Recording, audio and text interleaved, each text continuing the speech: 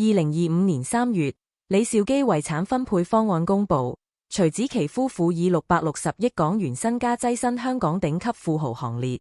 這場持續18年的豪門權力交接，表面是家族財富的平穩過渡，實則暗藏驚心動魄的權力博弈。一仗徐子淇與李嘉誠、周秀娜的合影近日在網絡瘋傳，照片中徐子淇手持家族會議文件，李嘉誠低頭避開鏡頭，周秀娜則以助理身份站在角落。這張照片成為揭開李氏家族權力暗湧的鑰匙。2006年12月15日，悉尼皇家植物園內，徐子淇踩着碎鑽分鞋走過百米花道，頭紗在169厘米的身高上鋪寫如銀河。這場耗資10億港元的世紀婚禮，被媒體譽為現代灰姑娘童話，但童話背後是李家對人色近乎嚴苛的控制。他的生活就像籠子裡的鳥。曾擔任徐子淇保鏢的退休高級督察凌劍剛透露，徐子淇出門必須隨身攜帶 GPS 定位器，身邊至少跟着4名保鏢。想吃一碗雲吞麵，需保鏢分成2序行動，一序去多家店鋪購買混淆視線，另一序用保溫設備護送食物回來。觀影時，李家潰包下整個影院，清場後讓他獨自或餘家人觀看，列速後從特殊通道提前離場。這種控制延續至婚姻生活。2007年至2015年，徐子淇8年4次剖腹產，每次添丁都獲贈豪宅、豪車甚至遊艇。但外界不知的是，他每次產檢都有李家私人醫生全程陪同，生產時病房外站着8名保鏢。更耐人尋味的是，李嘉誠在婚後多次被傳緋聞，2024年甚至與女星周秀娜傳出舊情，周秀娜迅速否認，只是工作關係。徐子淇不是第一個被李家控制的人色。香港大學家族企業研究中心主任陳文傑指出，李兆基長子李家傑曾因反對家族安排，被送往美國冷靜3年。次子李嘉誠雖表面順從，但婚姻一直是李家掌控他的籌碼。2025年3月，李兆基遺產分配方案公布，徐子淇夫婦獲660億港元，遠超李家傑的400億港元。這一列果被外界解讀為李嘉誠退場的信號。李嘉誠近年逐漸淡出核心決策層。知情人士透露，2024年李家基金潰的重大投資項目都是由徐子淇牽頭。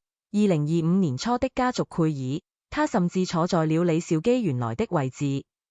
這種轉變並非偶然。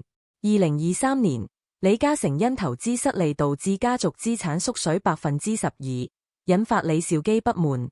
與此同時，徐子淇憑借慈善事業積累的人脈，逐漸滲透至李家商業版圖。他推動的智行基金繪助學計劃，已覆及內地12省，與地方政府建立深度合作。他主導的柬埔寨建校項目，獲得中國駐柬大使館表彰。徐子淇的智慧在於，他把豪門規矩變成了自己的武器。香港資深媒體人李明遠分析，他遵守李家的控制，但用慈善和公益拓展影響力。他不干預李嘉誠的緋聞，但用4個孩子鞏固地位。他表面順從，實則在等待時機。2025年5月，一仗徐子淇與李嘉誠、周秀娜的合影在網絡流傳。照片中，徐子淇手持家族會議文件，神情從容；李嘉誠低頭避開鏡頭，顯得局促；周秀娜則以助理身份站在角落，笑容僵硬。這張照片是徐子淇團聚故意放出的。公關專家黃薇薇指出，徐子淇通過文件展示自己的決策權，用站位暗示家族地位。李嘉誠的低頭是被動配合，周秀娜的助理身份則是官方定性。周秀娜與李嘉誠的緋聞始於2024年，當時兩人被拍到在私人會所共進晚餐。周秀娜否認，只是工作討論。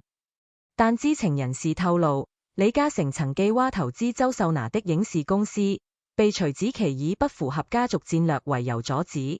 徐子淇不會直接對抗李嘉誠，但他會通過家族規則制約他。李明遠說，比如他推動修訂家族基金會章程，增加對配偶行為的約束條款，他建議李兆基設立家族形象委員會，自己擔任主席。他嚴格遵守李家的控制，不接娛樂工作，不參與商業決策，專注生育和慈善。他用4個孩子鞏固地位，用慈善事業積累人脈。2012年，他推動的人童緊急救助基金獲得香港政府資助，成為首個由豪門人士主導的公益項目。他開始參與家族基金會管理，提出教育加商業的慈善模式，將助學項目與李家地產業務結合。2015年，他主導的柬埔寨建校計劃帶動李家地產在東南亞佈局，獲得李兆基認可。他推動家族基金會改革，增加對科技、環保領域的投資。他建議李兆基設立家族顧問團，自己成為核心成員。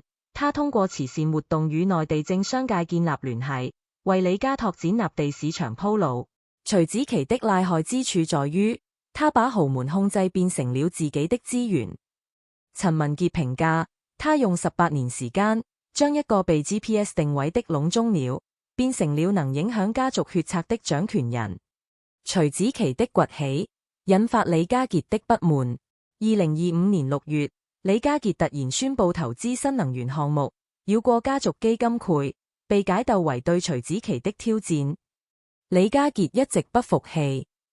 知情人士透露，他認為自己能力更強，卻因性格叛逆被邊緣化。徐子淇雖無商業經驗，但更懂豪門生存法則。李兆基則採用平衡術，他一方面支持徐子淇管理家族基金會，另一方面默許李家傑獨立投資。2025年8月，李兆基召集家族會議，宣布基金會與個人投資並行發展，被視為對權力格局的最終定調。李兆基希望李家傑和徐子淇形成制衡。陳文傑分析，徐子淇代表穩定和傳統，李家傑代表創新和變革，這種平衡能確保李家長期繁榮。2025年11月，徐子淇以家族形象大使身份出席上海國際藝術節，與內地官運、企業家親切交流。他的每一次亮相都被解讀為李家對納地市場的重視，但挑戰依然存在。李嘉誠雖淡出核心決策層，但仍掌握部分資產。李家傑的新能源項目若成功，可能重塑家族權力結構。周秀娜雖被定位為助理，但娛樂圈的複雜性不容小覷。徐子淇的王座並不穩固。李明遠指出，他需要證明自己不僅能的應豪門規則，旋能帶領李家應對新時代挑戰。徐子淇的故事是一部豪門生存教科書。他用18年時間，從一個被 GPS 定位的籠中鳥，蛻變為手握660億港元的掌權人。他的成功源於對豪門規則的深刻理解，對時機的精準把握，以及對自我的不斷重塑。豪門不是童話，而是戰場。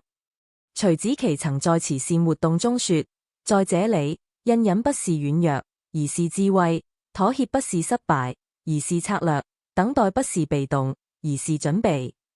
這場持續18年的權力博弈，遠未結束，但可以肯定的是，徐子淇已不再是那個被保鏢圍城的籠中鳥，他正以自己的方式，書寫屬於豪門女性的新篇章。